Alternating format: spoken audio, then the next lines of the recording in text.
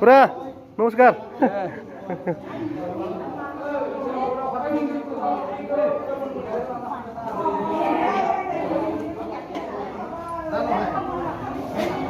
आयं फुजायाथ' जोबना थांबाय मा बुंगोन दा फुजाया जोबना थांबाय दा ভারতবর্ষরে অসমৰ বুলি নহয় অল ভাৰতবৰ্ষ জব ঠিকই আছে फैसा खुस्रा सानबाय दं खै लाखसो जाखो फैसाया खै लाखसो जाखो हलिनि दे गासिबो फै दे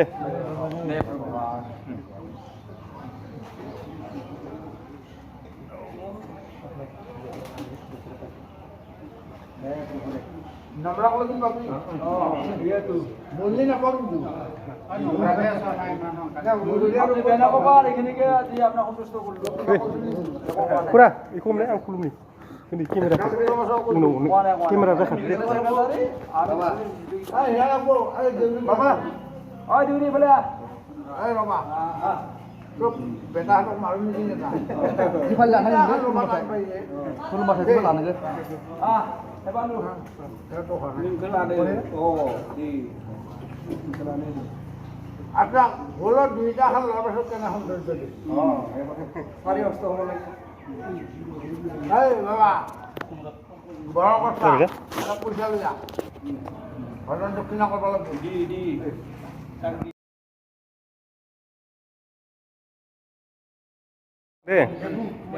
दा जोंनि कक्लाबारि दलसत्र आफादा 206थि बोसोरारि नुबाय थागोन दे देग्लाय फुजाखौ जोङो सालायलांनाय जाबाय 206थि अर्थात 206 बोसोर फालिथाय एबा खुंफुं आफादखौ जों सालायलांनो गासै दौरिसाफोरा जोङो दौरि महरै फालिनाय जाबाय बेयाव बावनाय थेनाय होनायफोराव गोबां गोरोन्थिबो जानो हागौ गासै जाहाथे गोरोन्थिखौ निमाहा होनानै आफा इसोर बोराइ बाथौआ गासै दौरिसाजों लोगोसे कक्लाबारि दलसत्रनि आफादगिरि नेहाथारि लोगोसे गासै जोंहा गंबा सुपानि रायजो राजाफोर जाहाथे मोजाङै लाखिनानै आफा इसोर बोराइ बाथौआ जाहाथे दैदेनलाङो बेखौ जों अरायबो खावलायो आफा इसोर बोराइ बाथौनि सेराव गोबां गोरोन्थि जादोंबा जों जाहाथे निमाहा बिखायो जोंनि दौरि सामलाय आफादनिफ्राय जोङो बेखिनि बुंनाय जाहैबाय नामा खोन्थायाखै आंनि नामा जाबाय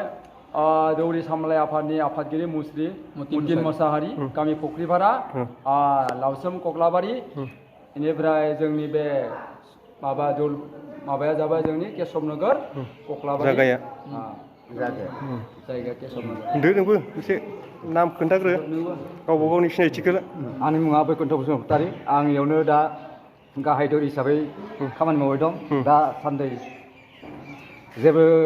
खैफोद आफोदाव खोख्लैयाखै मोजाङै मोजां सोलिबाय दं आं सुलुरपारा गामिनि आं गिरि मोसाहारिजोंनो दासान्दि लेङाइ दौरि हिसाबै थाबायबाय दं बेखायनो आंबो दा बिथाङा दिउलाव लाबोनाय बुंबायना लाबोनायनि थाखाय आं इयाव फैनानै लेङाइ हिसाबै खामानि मावफैनाय जादों नामा आंनि नामा मुंसिं सरगियारि जय आफा बोराइ बाथौनि आसा दिनै बे गोथार सानाव जोंहा दिनै कक्लाबारि दौल कमिटिया सानबा हाबाफारि लानानै बे दौल कमिटि सालायनो लादों बेवहाय जों ओरैनो लेङाइ दौरि हिसाबै दिनै बेयाव हाबाफारि लादों दा बिथांमोनजों ओरैनो लाहार फाहार नांगासिनो दं आंनि गामिनि नामा जाबाय फुख्रिपारा जिल्ला बाक्सा गामि फुख्रिपारा ओमफ्राय माबाया मौजा कक्लाबारि थाना पाता सोरकुसि आंनि मुङा श्री आंनि नामा श्री हुक्रधर बसुमतारी गामिया फुख्रिपारा बेखौनो बुंनो हागोन प्रभु सिनायथिखौ होदो नोंथांनि दिनैनि बे गोथार सान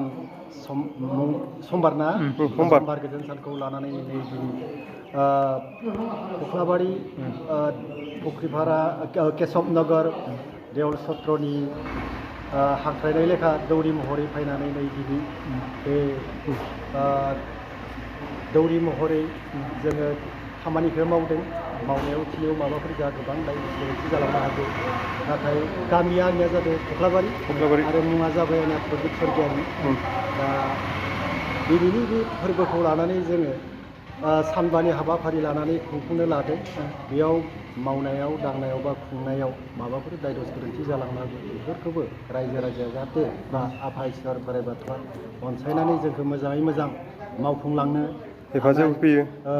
गोहो बोलो होयो गियान होयो बेखौनो जोङो कामना खालामनानै खुलुमबाय आं प्रभु दहाय आफा सोरजिगिरि बोराइ बाथौ सिबिमा गसाइ आं गामि आंनि हरिसिंगा आरो हरिसिंगानिनो गामिनिनो आं गाहाय दौरि आं दिनै मैयानिफ्राय बिथां मतिन हांख्रायनाय जाहा हांख्रायगिरिनि हांख्रायनाय लेखा मैया आं जुन्जिया फैदों हांख्रायनाय लेखा बेयाव दिनै जे साननै हाबाफारि लाबाय बे केशबनगर देवल हत्रनि बान्दिनो बेखायनो नै दिनै बेखौनो लानानै आंबो बिथां आफा बोराइ बाथौनि सेराव लोगोसे गासैबो रायजो राजानि बे गंबा रायजोना गंबा देवल हत्रनि थाखाय आंबो जाहाथे आफा बोराइ बाथौनि सेराव गासै रायजो राजाखौ मोजाङै मोजां एबारनि दिनखौ मोजाङै मोजां बारग'लांनो बा जाहाथे मोजाङै मोजां सोलिलांनो हायो होननानै आंबो बे समनि बोरै बांसा बिनानै जाहाथे मोजाङै मोजां सोलिलांनो हायो बे सानबानि खिनिखौ बेखौनो निमाहा बिनानै आं बेखिनियाव फोजोबनाय जाबाय आं बेखौनो बुङोदि आंनि सिनायथिया बांगाल दौरि बसुमतारी हरिसिंगानि प्रभु जय जाथों आंनि मुङा जाबाय मुस्रि गिरिन मोसाहारि आं सासे चौधुरीपारा गामिनि बाथौ धोरोमनि गामिनि सासे गाहाय दौरि बेनिखायनो नैबे कख्लाबारि देवल सत्रनि देग्लाय बोसोर खुंनायाव दौरि आफादनि सामलायगिरिया हांख्रायनाय रागा फैनानै आंबो लेङाइ दौरि हिसाबै बे फोरबोआव जायगा मोनदों बेनिखायनो आङो दिनै बे कख्लाबारि देवल सत्र फुजासालियाव सानबानि हाबाफारिखौ मोजाङै मावफुंलांनो हानायनि थाखाय आं गोसो मोदोम जिउ हरदों आसा खालामो फैगौ बोसोराव जों बिदिनो ज'हाय गाजा गोमजायै फोरबोखौ खुंनो हागोन होनना आसा खालामो आरो दिनैनि बे सानबा फोरबोखौ जोंनि गासै दौरि दौसिफोरा गोजोनै मावफुंनो हानाय जोंना आफा इसोर बोराइ बाथौआ लोगोसे नैबे कख्लाबारि देवल हत्रनि श्री कृष्ण दौल जात्राया गोहो बोलो होयो बोर सारस्रियो बेखौनो आसा फालिनानै आङो आफा इसोर बोराइ बाथौनाव मान बावहरबाय लोगोसे आं दिनैनि बिबुंथिखौ इयावनो दोनथ'नाय जाबाय प्रभु किबाय थाखो आरो मोर नाम माधव मदाही पखरीपारा घर गाँव पखरीपारा केशबनगर देवलहत्रत আজি 5-6 বছৰে চলিলোঁ এনেকৈ দৌৰিৰ হোৱা জগত কৰি কিন্তু মই যিখিনি আশা কৰিছিলোঁ বৰ্তমান দেউলৰ হেৰিৰ কাৰণে এইটো মই ভাল পাইছোঁ আৰু যিখিনি মোৰ আশা পূৰ্ণ আমাৰ হৈছে এইটো ভগৱানক চিন্তি মই ভাল কামনা কৰি আছোঁ আৰু এইবাৰো যেন ভালে ৰাখি ভালৰ কুশলে ভালে যায় আমাৰ দৌলটো চলি সেইটো আমি কামনা কৰোঁ আৰু এই ক্ষেত্ৰতে আমি বৰ্তমান এনেকৈ চলি গোটেই আটাইকেইজনো মিলিজুলি আছোঁ 5-6টা গাঁৱৰ মাজত আমি ইয়াৰ ভাল লাগছি সেইকাৰণে এইখিনিয়ে কৈ মই নমস্কাৰ দিলোঁ আচ্ছা কওকচোন ছাৰ আপোনাৰ হেৰিটো बिथांमोनानोमोन देवल सत्र